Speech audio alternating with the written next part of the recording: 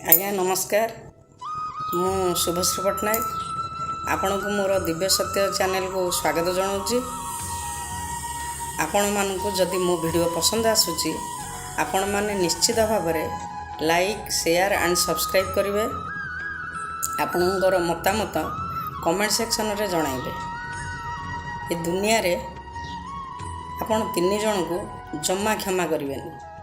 प्रथम जी आपण सांगरे भल पाइबार अभिनय करे। द्वितीय जी आपण सांगरे सांग होई बेईमान करे। तृतीय जी आपण को विश्वास रे विष दिए।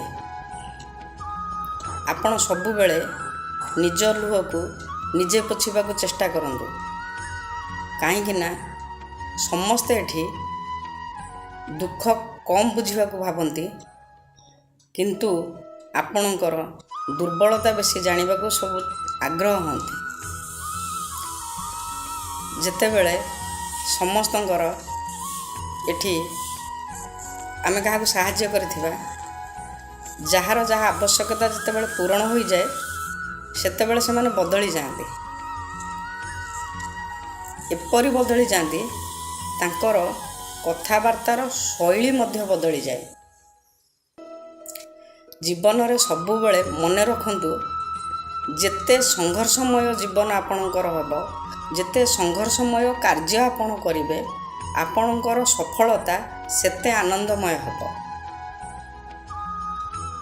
आजिका दुनिया रे आज्ञा मिछ एइथिबे बिक्री हो जाउची, काहेकि ना सत किणीबार औकात समस्तଙ୍କ पाखरे न थाए।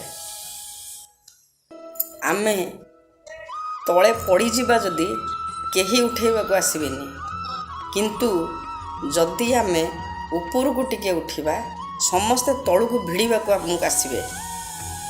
तेणु दुनिया रे स्वार्थपर लोकंक ठारू बंचिबा को हेले सबु बेले निजे निज गोड़े ठिया हबा को चेष्टा करंतु। रहिले आज्ञा नमस्कार।